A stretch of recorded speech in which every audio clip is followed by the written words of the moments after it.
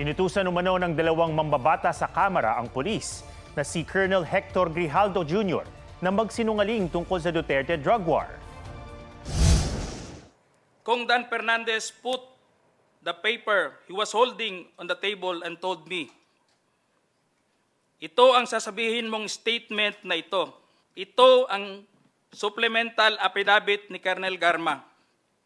Sabihin mo, alam mo ang reward system. I-confirm mo lang.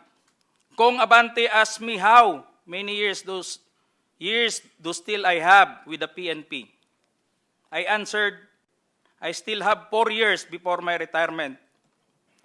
Then he made a remark, pwede ka pang maging general. Giit ni Grijaldo, wala siyang alam tungkol sa reward system na ibinunyag ni Garma. Tinawag na kasinungalingan ni Congressman Dan Fernandez ang pahayag ni Grijaldo.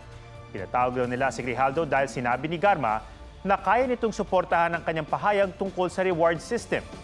Hindi raw nila pinilit si Grijaldo nang sabihin niyang wala siyang alam tungkol dito.